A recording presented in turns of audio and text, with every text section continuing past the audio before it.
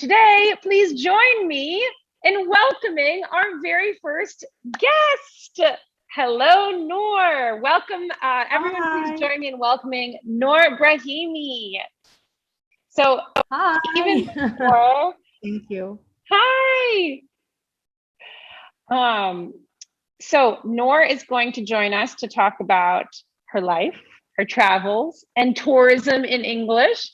And I want everyone in the chat, I want you to start preparing your questions, okay? Because we are going to use your questions for the second half of the interview. So we're going to be chatting for about 20 minutes, and then it's going to be you asking good questions. So take some time to sit, listen, and prepare what you want to say. All right. Cool. Noor, I'll take down the picture of you since we have a real you sitting right in front of us. Very grateful. Thank you so much. Good. Thank you for joining us. How are you doing? I'm good. I love how everyone is interacting in the comments, in the chat, asking questions, replying. There's stuff I was like, how would I answer this? So yeah, it's really cool. I like the class. I love that you joined for a little bit of the class so you could see, we don't just focus on like the vocabulary, but kind of the cultural elements as well of, translating a sentence into English. You might think it's polite and then end up coming across as rude. It can cause a misunderstanding. True. And it's funny because I've been through like asking, having to ask where the bathroom is, having to ask to change my seat, having to ask to change my pizza because it was too spicy. So yeah, someone there asked, okay, you have to start it with a smile, and it always works. Of course, you have to be polite then. That's so true. Okay, well, good. I'm so happy that you have related to the examples. I tried to pick very common ones. But before we, jump right into it, I can see that basically everybody knows you already in the chat, and you're the most famous person in this scenario.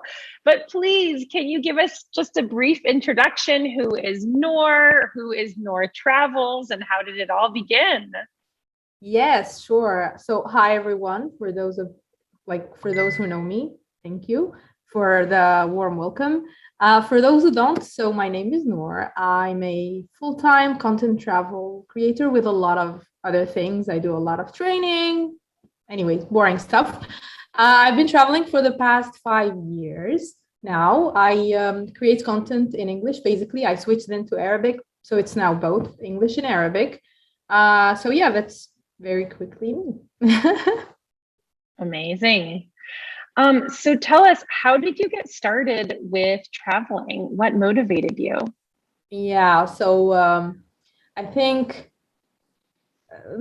so it started, I think 7 years ago. 7 years ago, I was in school, and I didn't want to work in the field I was majoring in, which was physics. I started a small business, which then surprisingly worked, of course, after a few months of hard work. Then I started making some money, and I was like, I'm making money. I always wanted to travel, so why not travel? And then I was like, okay, I also want to create content because there was like a misrepresentation of women. I'd say the only representation there was, makeup, and then showing you're the rich one, you're the beautiful one. And I was like, okay, I'm goofy. I'm interested in technology. I'm interested in other stuff other than makeup. And I want other people to relate to that. So I combined that. I worked for many, many months, bought my first camera, and then worked for many, many months, and then bought my first ticket, and I went on my first trip. Oh my God, amazing. Yeah. I love that. I often feel, my job, I'm running an English school, but I also do social media. And sometimes I also feel like the only woman on social media who's not doing glamour shots and showing like wardrobe changes. And it's nice to see that there's more of us out there showing other parts of our lives. That it's okay to be you, that we're not all perfect. I mean, I know girls who are perfect, and like I look, out to them and I'm like, oh, I wish I could be like that. But then I think sometimes in social media, there's a lot of pressure on people to be perfect. Mhm. I think it's cool for other people to be like, I'm goofy and I'm not perfect. And it's okay to be like that. I love that. I love that. Yeah. Um, so tell us, what was your English level when you started traveling? And kind of how did you feel about using English? Was it something you were nervous about or totally confident about, or you didn't even think about? Okay, so if I'm going to be honest, I thought my English was perfect, which now I know it's Okay. not. I thought it was.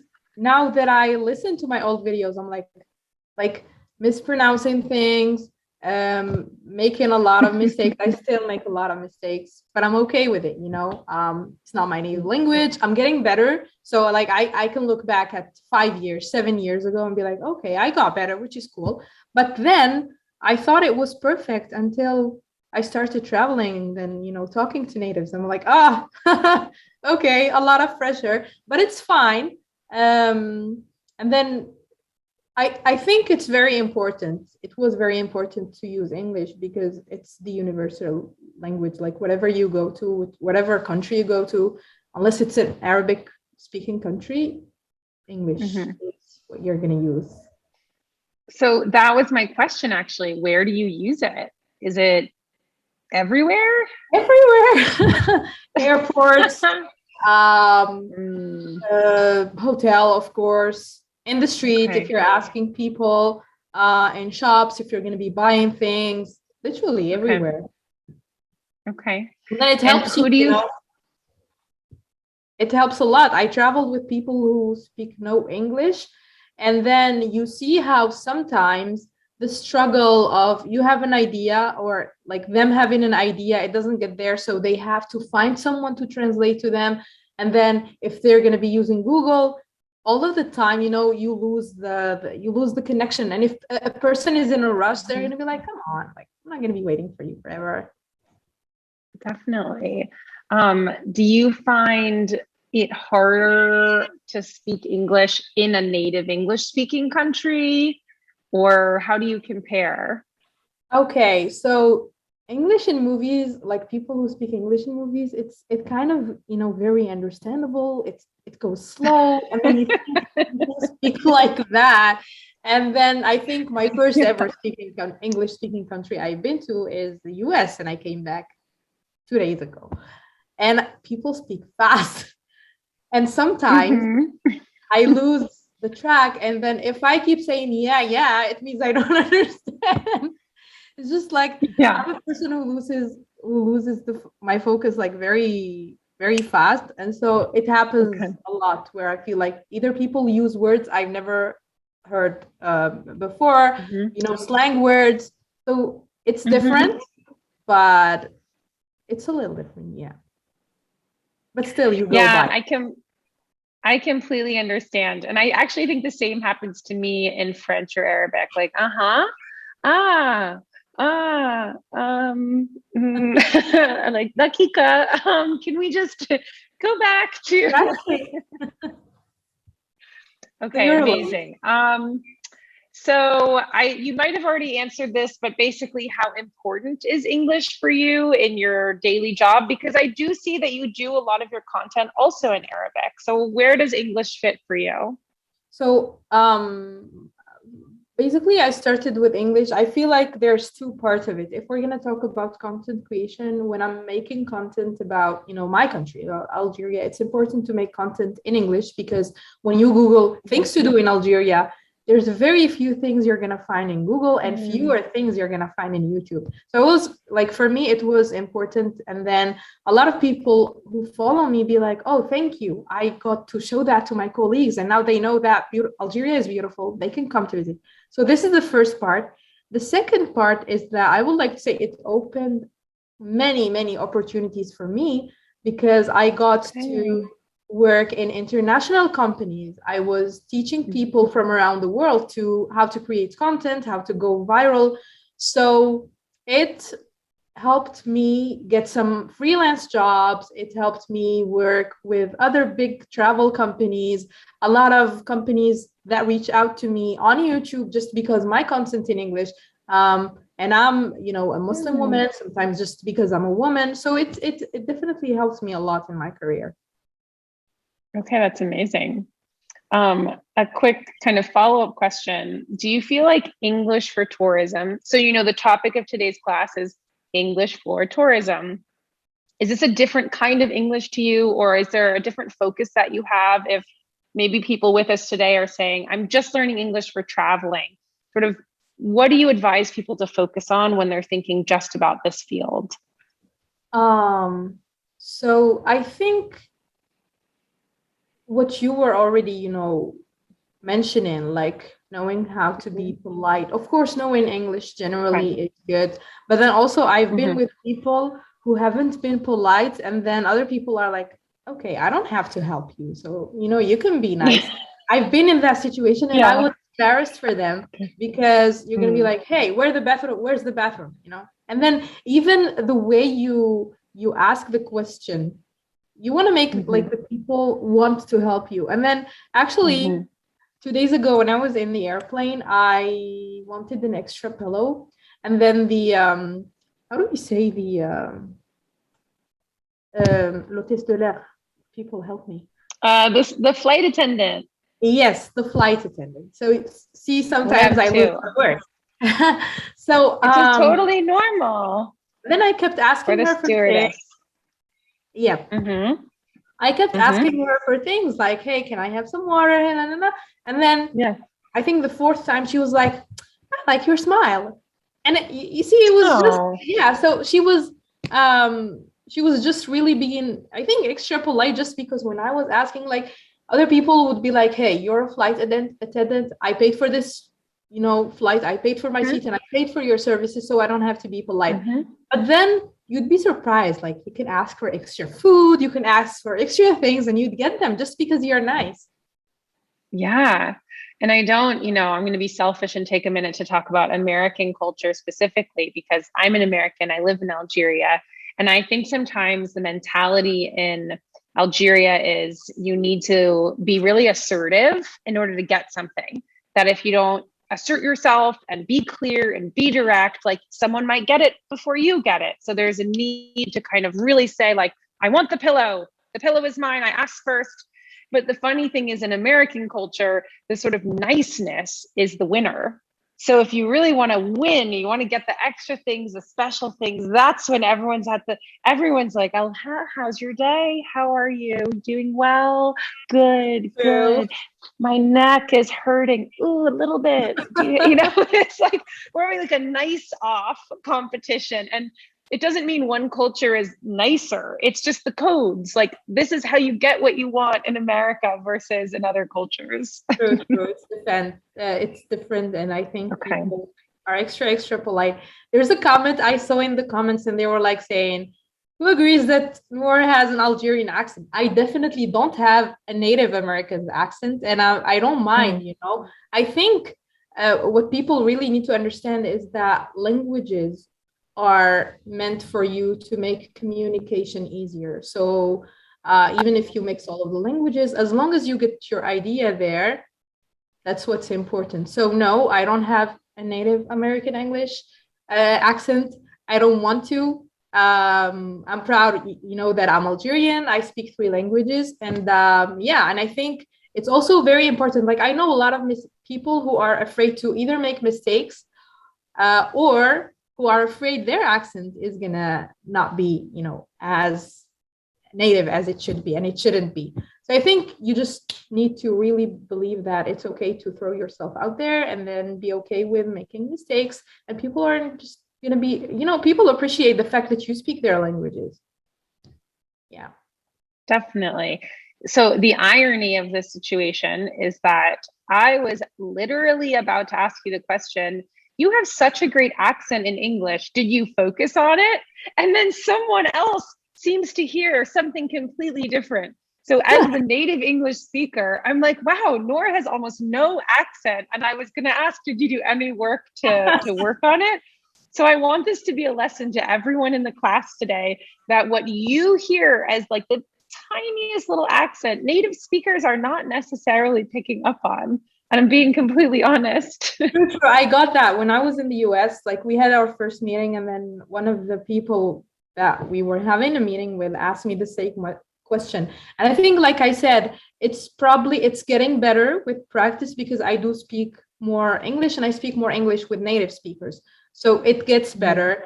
But I think it's also, movies. Like a lot of people probably here, we've learned our English from movies and songs. And, like it can be an Australian singer singing a song, but it's still going to be a plain English. So probably also we get that from songs. Okay, amazing. I have a few more questions, and then I can see the chat is like bursting with questions for you. So I'm just going to go through my last ones. I had a question here. Did you have any sort of funny stories about making mistakes in English or having any misunderstandings when you were abroad?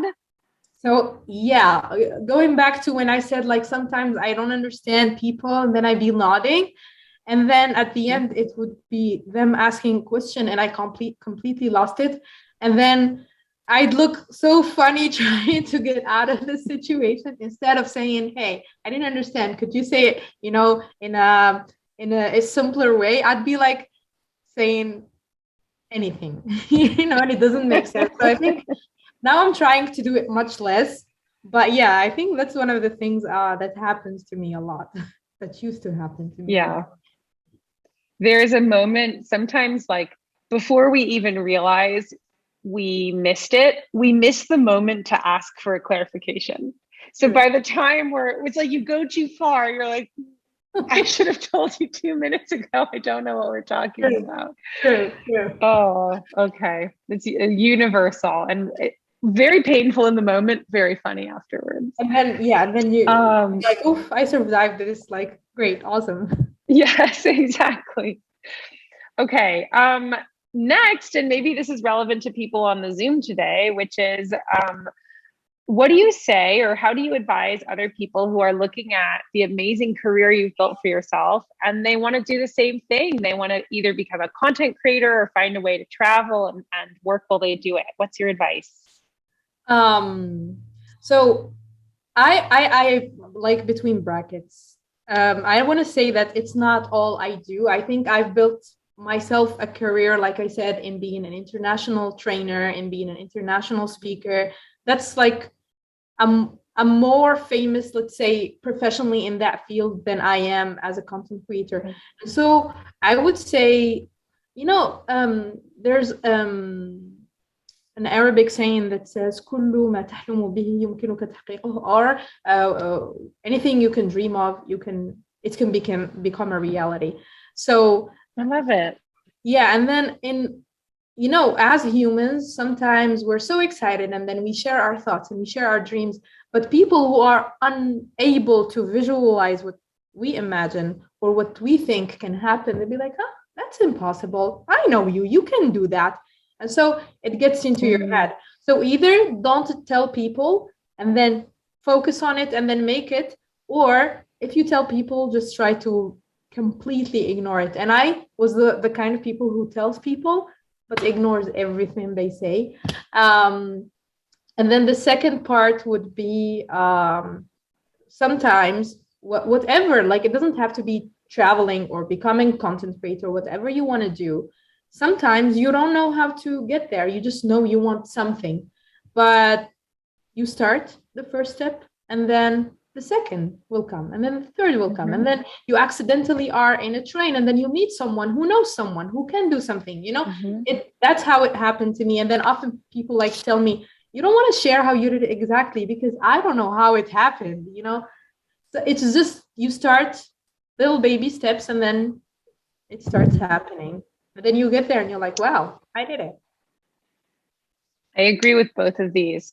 I think being too open to feedback from other people, even if it's nice feedback, but it can just add so many voices when you're trying to find your own, and you need to find a way to follow your own. So you need, as you said, each person has that different way of managing, like how they silence the sort of external world.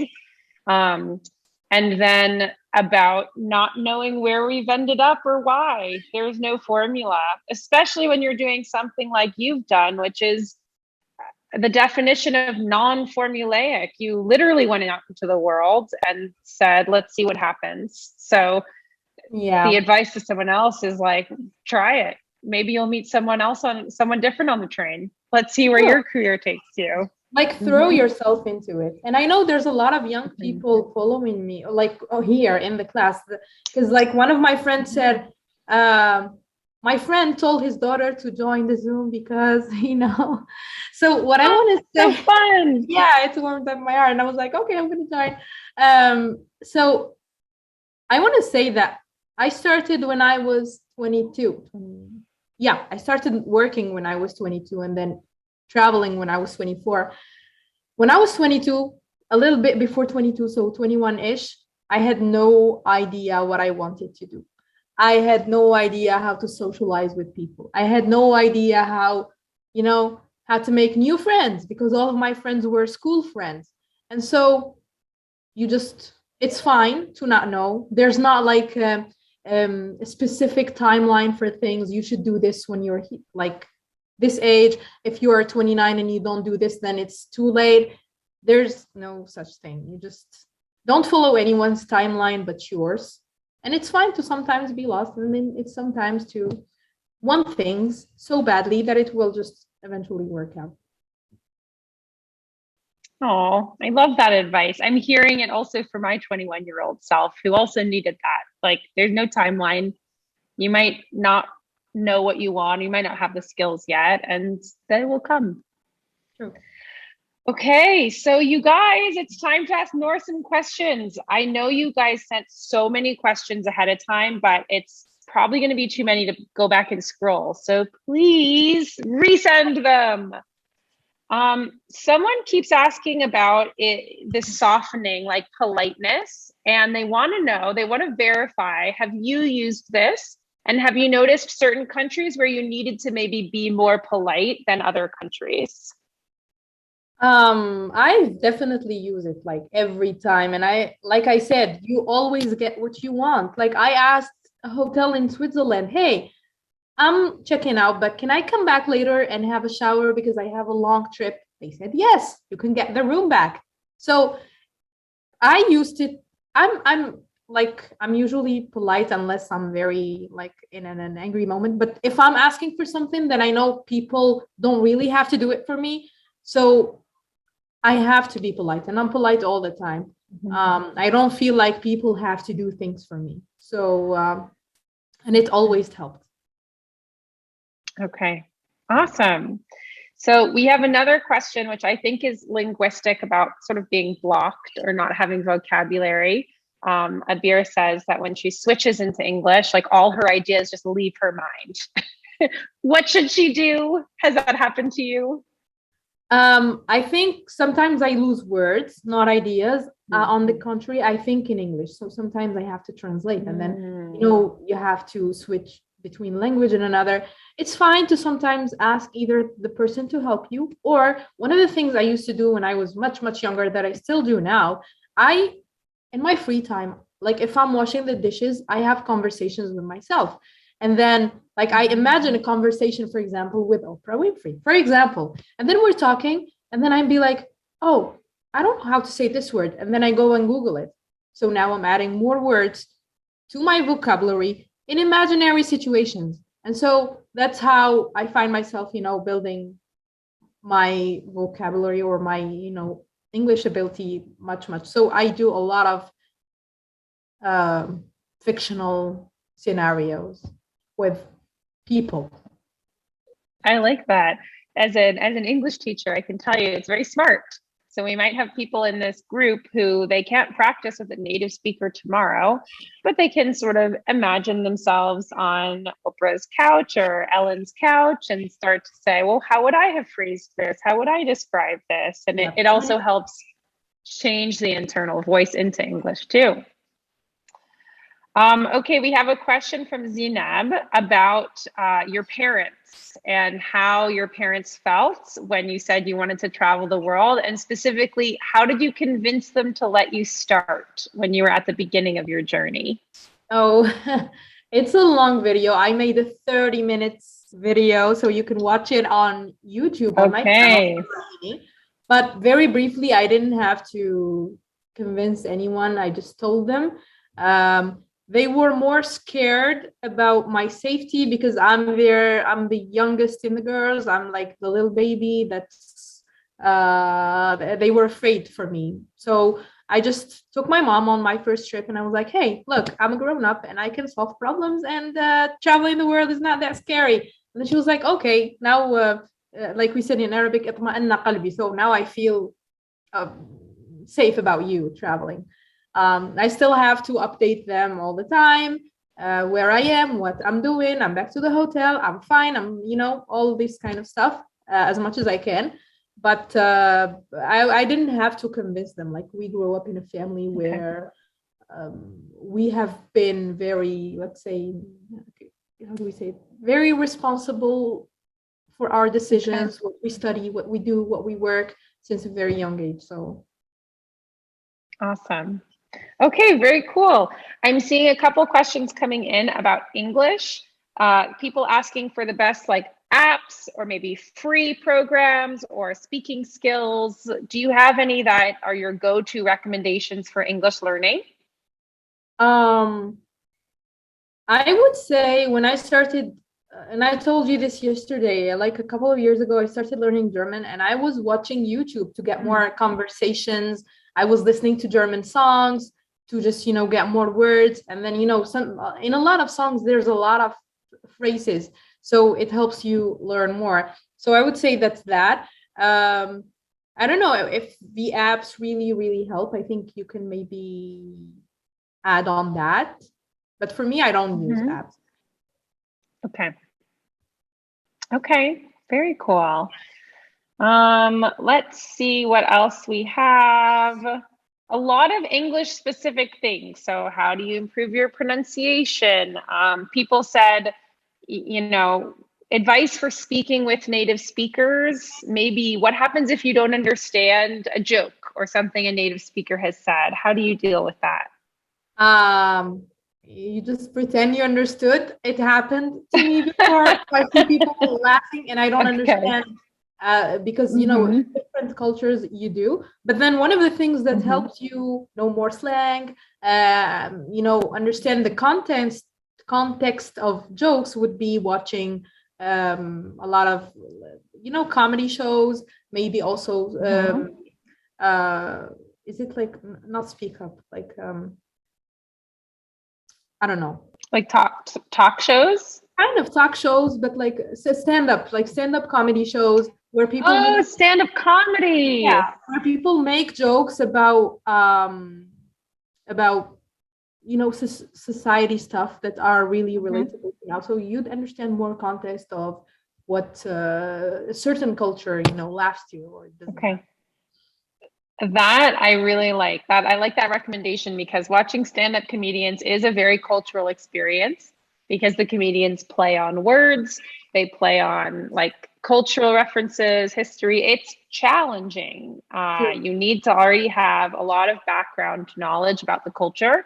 But for those advanced speakers who are saying, how do I get to that near native level? That's definitely a good way to get there. Someone is asking, do you need perfect grammar or make grammar mistakes? How big a deal is it when you make a grammar mistake, especially with native speakers?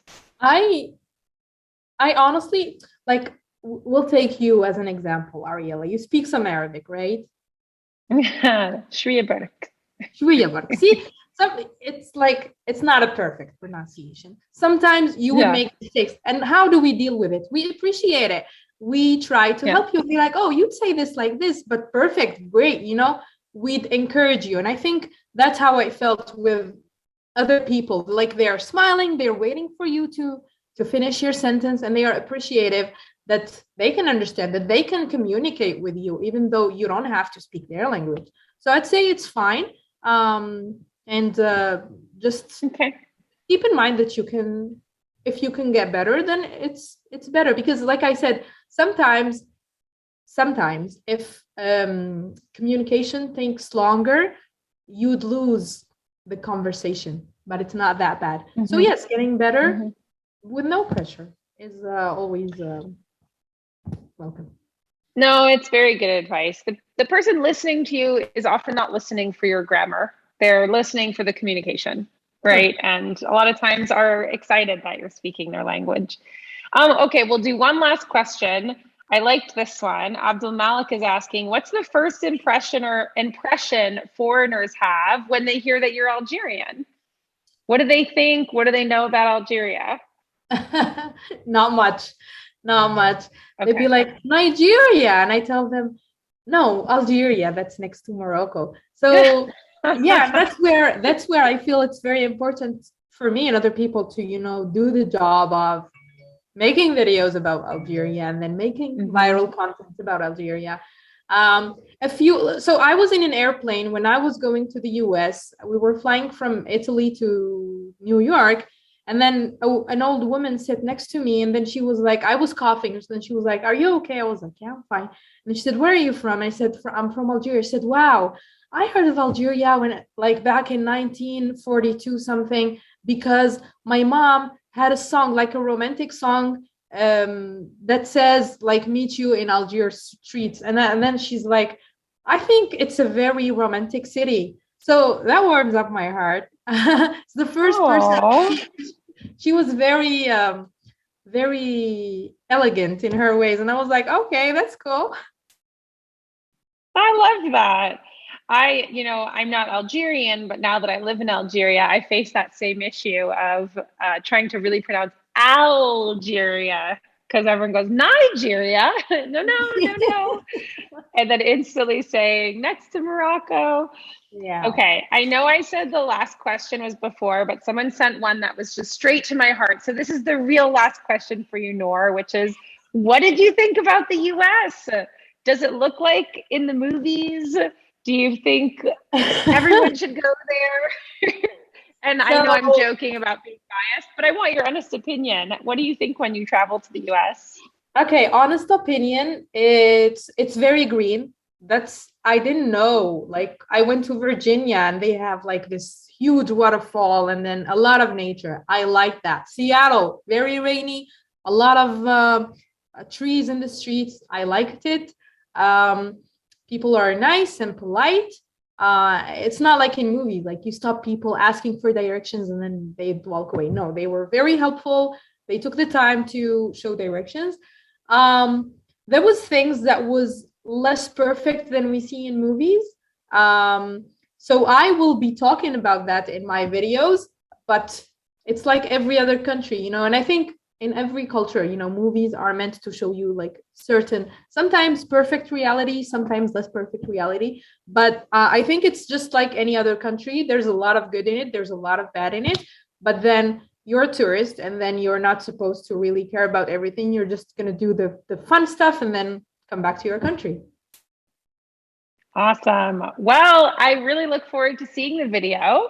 Um, Thank you, Noor, so much for your time, for coming on, for sharing your experience. I can tell you the chat was extremely active. People are so happy to have you here with us.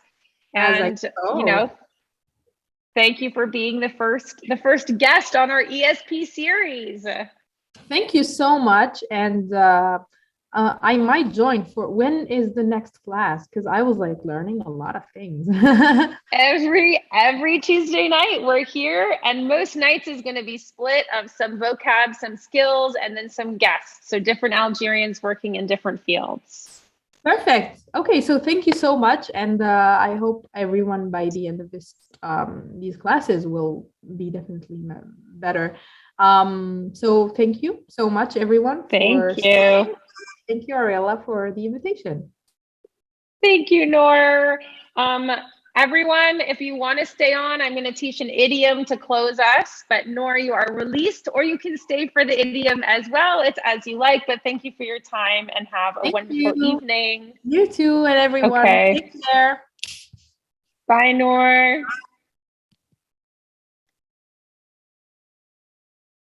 All right, guys, you're back with just me. For those who are still here, I hope you enjoyed that as much as I did.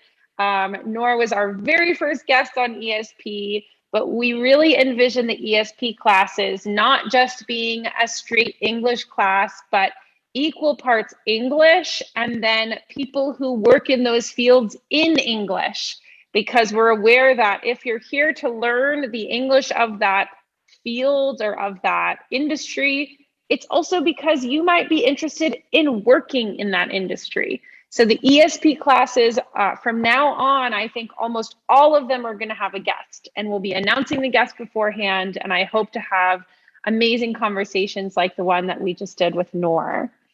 All right, the last thing that I have for you today is an idiom.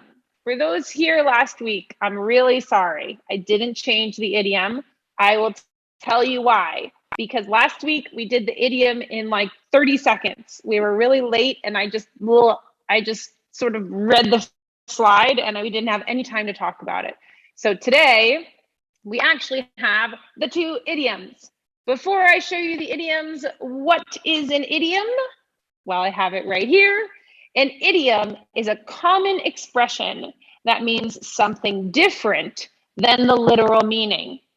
So the most common sort of example that people give is often, it's raining cats and dogs. Who knows this? Raining cats and dogs. What does it mean?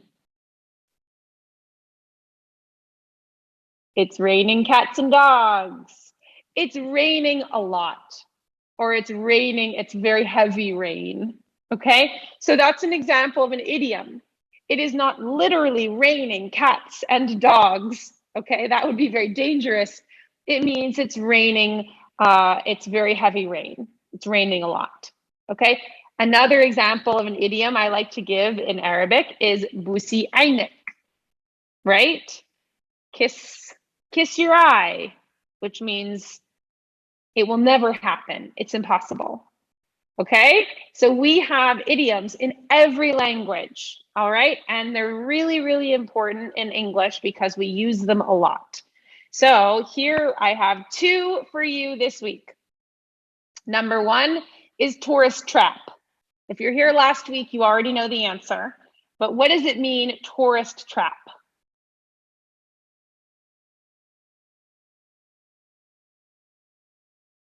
Scammers. Okay, yes, something expensive. Scammers, you'll pay a lot. Good. A tourist trap is a place that attracts many tourists and charges really high prices. It's also the reason we say tourist trap is because all the locals, they know not to go. They know it's a restaurant that has bad food, that's really expensive, but it looks very beautiful. So the tourists always go and they pay too much money and they eat really bad food. So when someone gives you recommendations, they say, don't go to the downtown area. All the restaurants in downtown, they're tourist traps. If you want the good food, go to this other neighborhood. You'll find the small local restaurants, good prices, and really, really good food. An Algeria example. Well, the thing in Algeria is you don't have many tourist traps because you don't have many tourists. So, I mean, maybe you talk about the restaurants in Algiers that seem like they're big and designed for tourists, maybe down by the monument, but it doesn't work in Algeria because a tourist trap restaurant only exists for tourists. That's why it's so expensive, because the people who come to the city, they don't know that it's a bad restaurant because they're only visiting for a few days. So a city like Rome, for example, maybe a tourist trap, it says like real Italian food. And then you get there and maybe you're not Italian. So you think, oh, it's okay. You pay your money. A few days later, you see a little restaurant. Okay, you can't understand. There's nothing in English. You see the menu. The prices are so much cheaper. The food is so much better. You realize the first one was a tourist trap. Okay, it was just for tourists. Then, oh, here's my example. The street market is a tourist trap that mostly sells cheap souvenirs. So this is saying, you think this market is for the locals? It's not. It's just for tourists. They're selling souvenirs of a low quality for really, really big prices. Okay? Tourist trap. Usama is asking, are there regulations? No, it's not illegal. It's just bad quality for a high price. That's not illegal.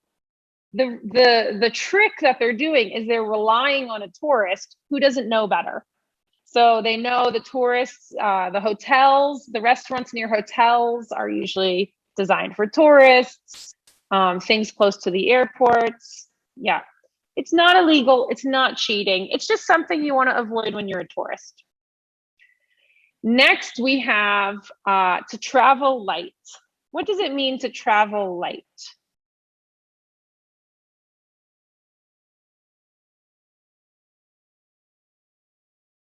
Minimalism. No luggage, without bags, light packing, less luggage. Okay, very cool. So to travel light means to take very little with you.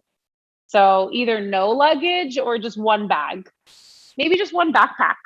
You say, yep, I'm going to travel. We're traveling light this weekend. It means I really took my minimum, maybe just one pair of shoes, one pair of pants, my toothbrush. Let's go. Okay, traveling light. So I put as the meaning to travel with a small suitcase or a small amount of things. Here's my example quote. It's only a weekend trip, so we packed light. Okay, I realized I didn't say traveled light. So you can say packed light or traveled light. You guys, that's everything. Thank you for staying. I hope it was a good class for you. I hope you learned something. I hope you enjoyed the scenarios. Next week, we are moving on from tourism English to medical English, okay? The link is the same. You don't need a new link. You can come onto this link and join the group. We will send, I think next week there's no guest. It's just me. And then the week after that, all the weeks after that, we'll have guests, okay? So I hope that you enjoyed everything that you learned, all the scenarios, and had a little bit of fun with us on your Tuesday evening. I will see you all next week, inshallah. Bye, everyone.